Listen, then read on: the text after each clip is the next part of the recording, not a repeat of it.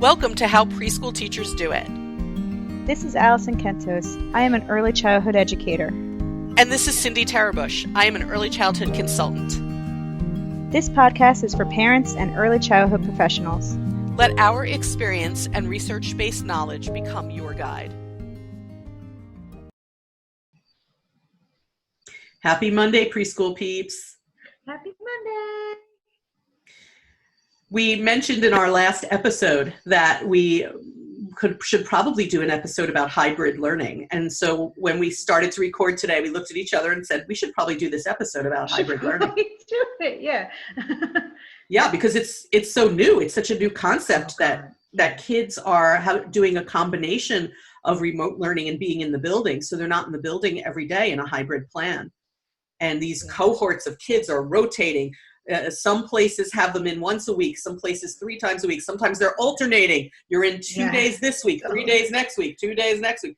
And keep track of on all it's fronts. A lot. Yeah. It's a lot. And it's such a new concept and a new way of having to deal with education because of the pandemic that Alison and I felt like, we should probably talk about this. We said last week that, I'm a consultant, and so I hear a lot about what's happening in the schools, and Alison is in a school that is not operating right now as a hybrid, but has remote learners, so it's not all that different. She's got live kids in front of her and other children who are remote. And I think the first thing that we decided to say, Alison, and you can correct me if I'm wrong, but I think the first thing that we wanted to share was that I know a lot of people are complaining about their children having to be in a hybrid and how hard that is, and it is really hard. It's not only hard on the families to figure out their lives, it's really hard on the teachers too to not be with your children every day. It is very hard.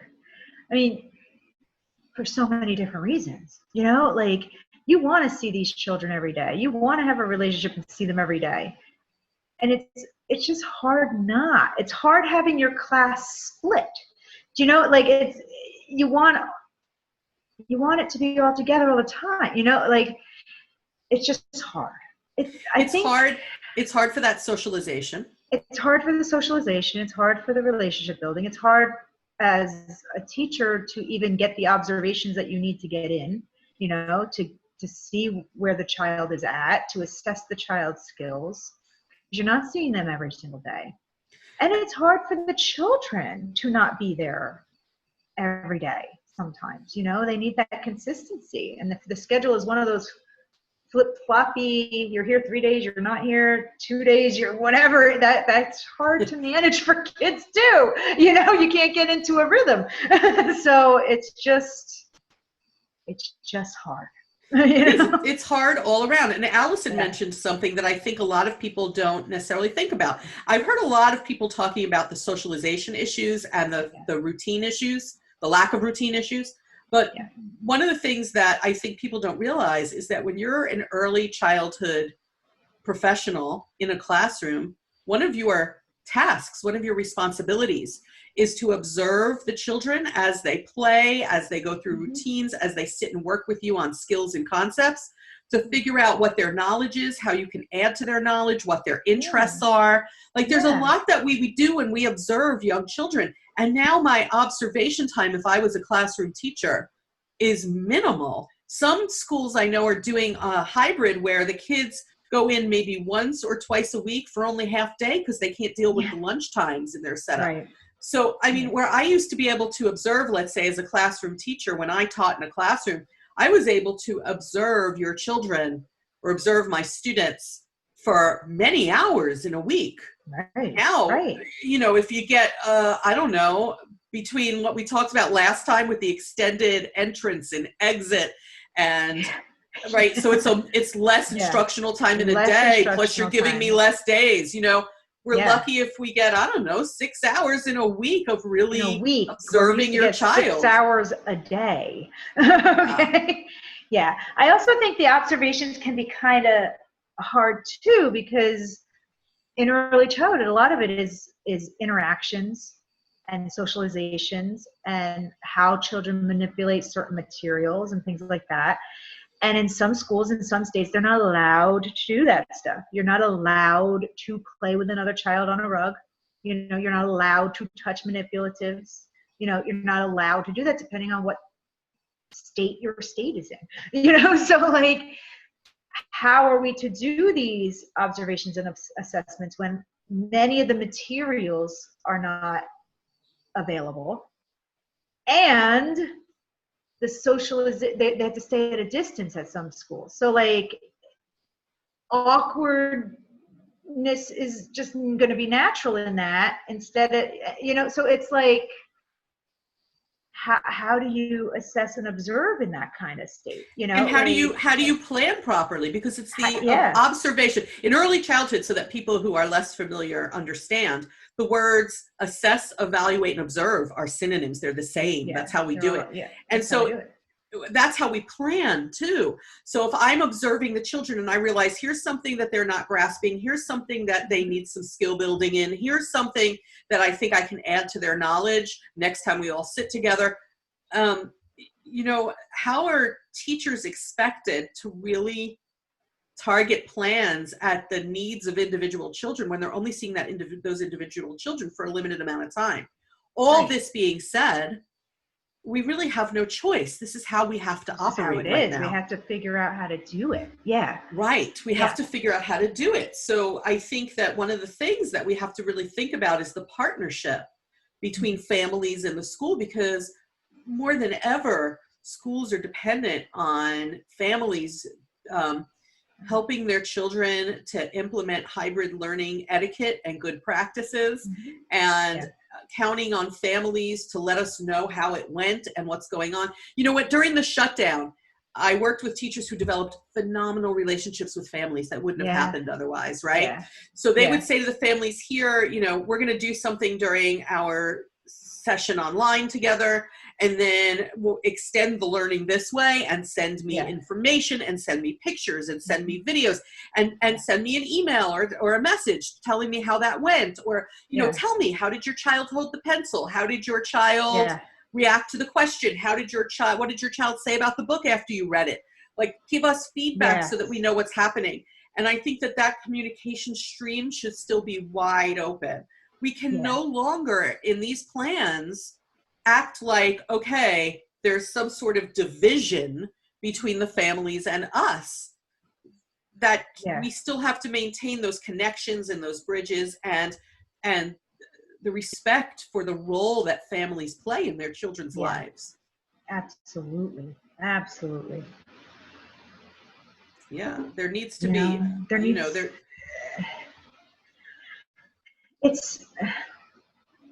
it shouldn't be so divided. Do you know what I mean? Like, it shouldn't be like, it just can't be now. It shouldn't have been before. It shouldn't have been before. Before March, there shouldn't have been these divisions. It shouldn't have been. Whatever was going on. It shouldn't have been before. But, but it definitely can't be like that now.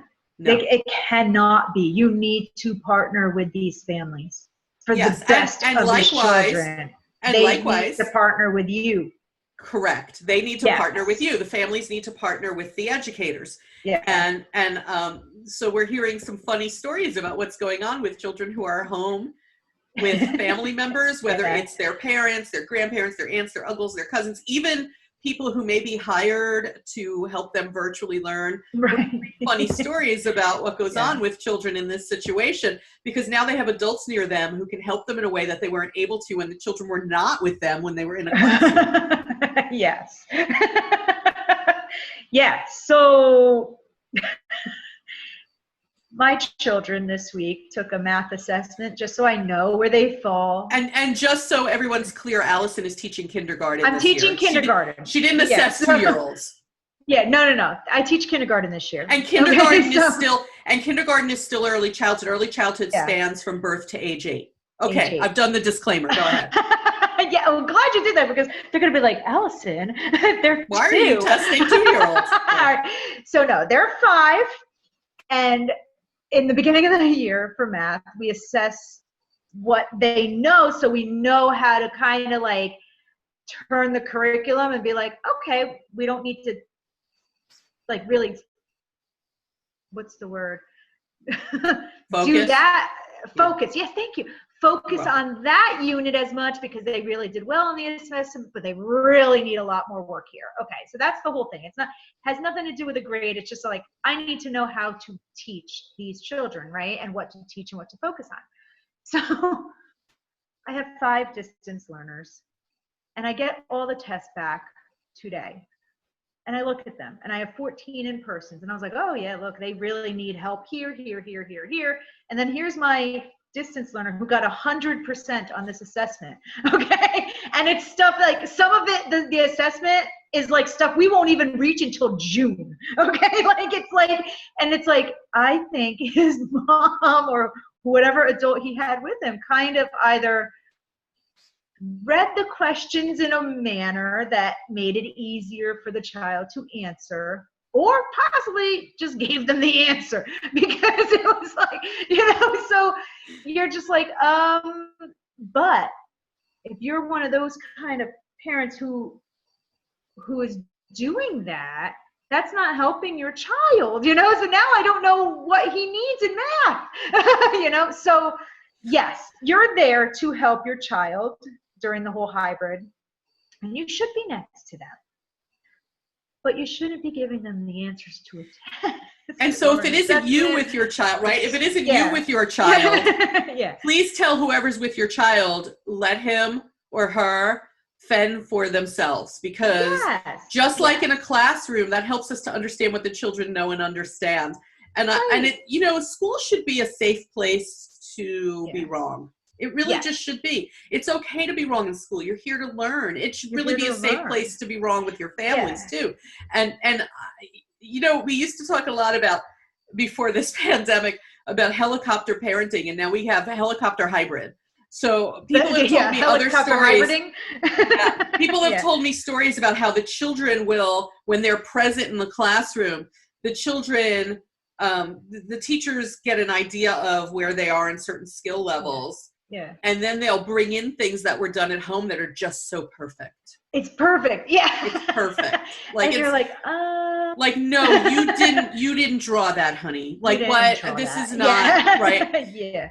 No. Love you, but you didn't draw that. I've seen you draw in person now, and it's not. No, you were scribbling in my classroom. Why is this a perfectly drawn farm? It's the same with writing. I've noticed that. Like in school, here's the child writing, and you're like, oh yeah, clearly a 5-year-old wrote that. Okay. And then you get something from home, and you're like, wow, it's like almost like script. It's like calligraphy. Like, how did this happen overnight? And as a parent, I could tell you that I understand the temptation I would have had to go over to my child and say things like, "Here, I'll show you," like, or to work with them on their homework to a level at which I'm now doing the homework and may not even be aware of it. Yeah. Right. I think as parents, we all do that, where you suddenly realize, I did the project. Did I get an A? Yeah. Like, we all had these moments with our kids when actually we need to let them be them. So if you find yourself helicopter hybriding, just remember that in a hybrid, your kids are with the teacher for a portion of the week, and they know that they're getting to know your children, but certainly they know developmentally appropriate results at that age level that they're working with.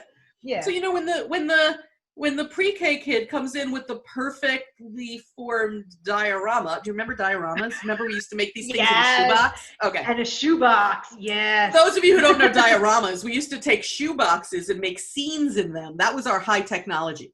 So it was awesome. It was. But when you say to the, do that online, you say to the families of like a pre-K or kindergarten kid who's in a hybrid, right? And you say to them, so we'd like your children to do some sort of drawing having to do with fall, and they come in with a perfectly formed model diorama. Even if they haven't had a chance to observe your children for a long period of time, we know. We just stand there going, okay, that was not, the kid didn't do. And sometimes I used to like to say to little children when they would bring things in home, I used to like to say, what part did you do? And they'll tell us. And they'll tell you. Oh yeah, they will. Yeah. They will tell you. I stood there and watched. I can say I watched. Yeah. So be very careful that the temptation to overhelp, is that the right overhelp? Your children?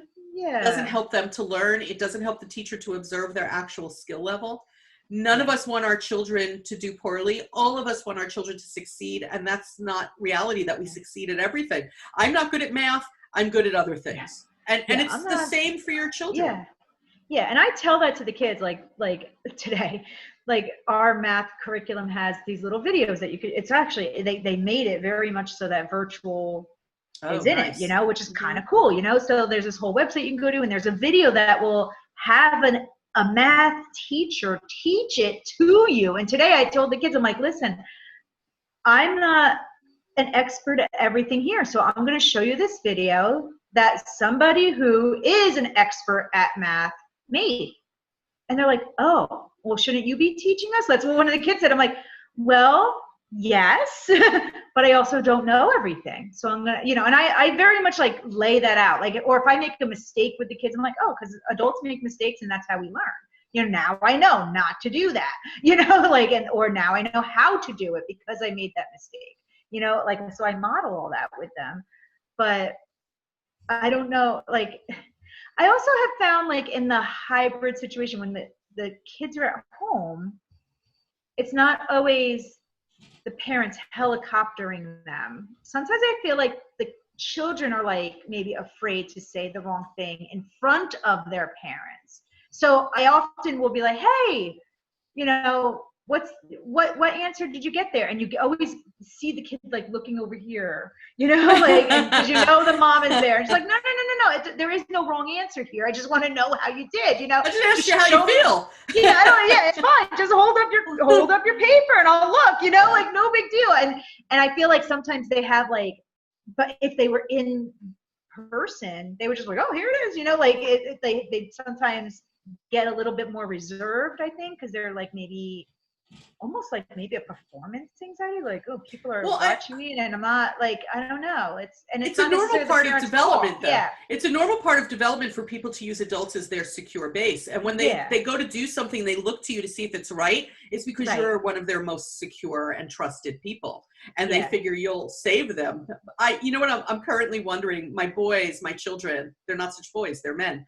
But they sometimes listen to this podcast, and I'm just picturing them right now listening to this and saying out loud to their device, is she kidding me? She wouldn't have saved us. She would have said, you're on your own, buddy boy. She wouldn't have given us answers. She would have been like, this is your responsibility. I have my own responsibilities. That was more my style as a parent, I guess. So if you're listening, my children, I know I probably wouldn't have helicoptered at all. I was like the anti-helicopter as a parent. Anti-helicopter. Oh yeah, I was never the parent who brought snacks with me to the park. I was like, so you'll be hungry, you'll survive. Yeah, we'll figure it out. Yeah. Right. Yeah. So I think that we really have to consider, because this is all so new, we all have to consider our roles in it and what really benefits the children. So if we were going to sum up, Alison, I think that we have to say what benefits the children is that the families and the school maintain that open stream of communication that we had during the shutdown. Yeah. And I think that another thing that would benefit the children is if they are in situations where it's okay to make a mistake, and they really are kind of, it's as if you're in school. I'm not going to stand here and feed you answers or help you too much, or it's like you're in school on the days that you're home.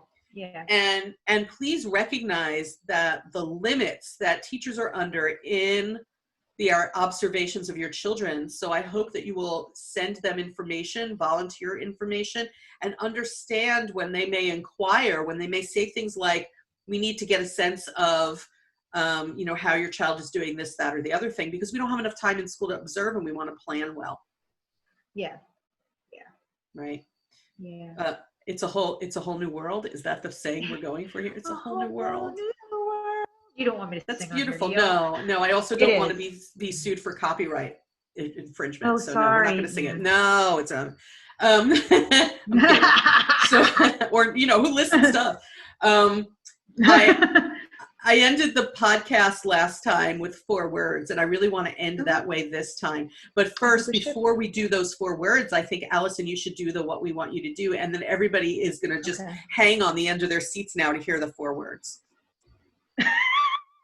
Okay. 5 stars, my friends, because we're awesome. And you're going to go onto our website, howpreschoolteachersdoit.com, if you want to reach us or just see anything cool that's on there. Oh, it's almost our 100th episode, Cindy. Did you forget? You've been saying that for weeks, but it really is. But it really is. It's coming up, guys. And we need some questions. So you can always do the comments on there or on the Facebook page, How Preschool Teachers Do It podcast. You can find us there and we'll get back to you then. And I think I did that. That's good, right? Yeah, that was good. Yeah. So here are the 4 words we're gonna end our episodes with, probably forever, for as long as we do this podcast. Yeah. And here they are, because it's indicative of our times. We're going to move forward with understanding and patience, forgiveness and grace. Yes. We all need a little bit of all of those things in our life. For sure. We'll catch you next time on the podcast. Bye, peeps. Bye.